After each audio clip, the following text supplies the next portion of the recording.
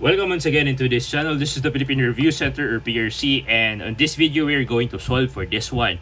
So this is like a little bit of PEMDAS, but we are going to have some fun with exponents and having the same basis that we're going to operate with multiplication and division. So we have fractions and exponents and parentheses as well.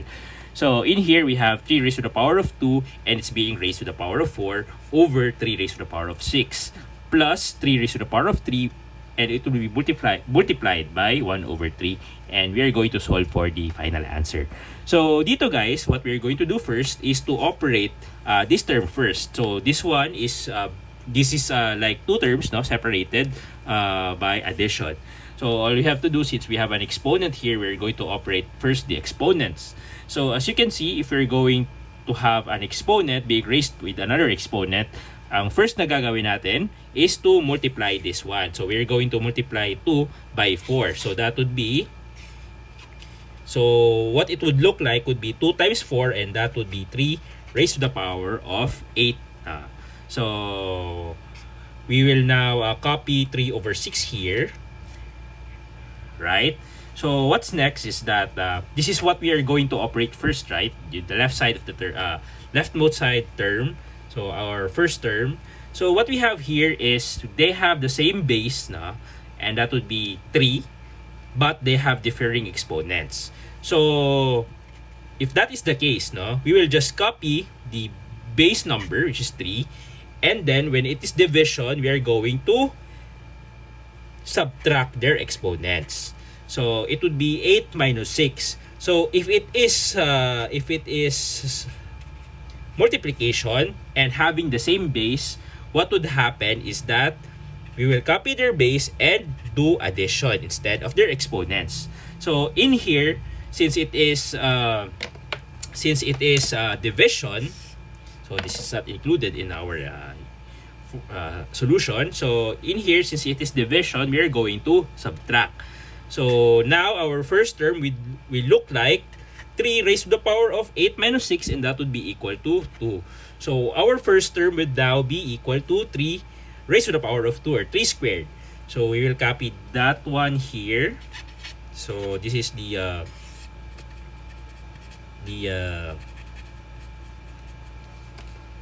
conversion of our first term here. Now we're going to proceed with our second term. So in here, we're going to multiply 3 raised to the power of 3 by 1/3, and multiplying a fraction is numerator to numerator and denominator to denominator.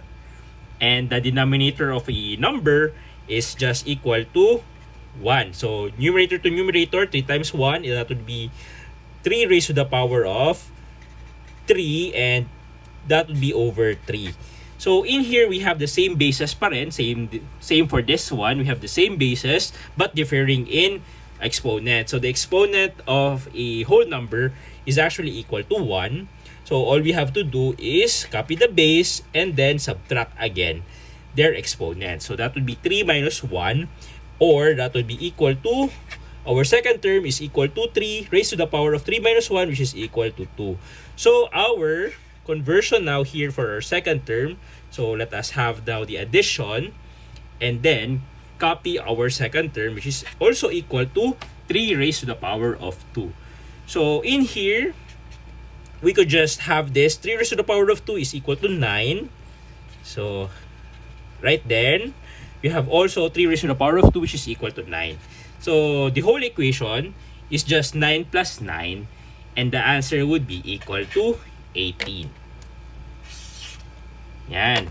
So that easy. So actually, it wouldn't take you a lot of time if you have already mastered this one. So it would be very easy for you to compute with this one, and you will be having some fun solving this type of problem in mathematics.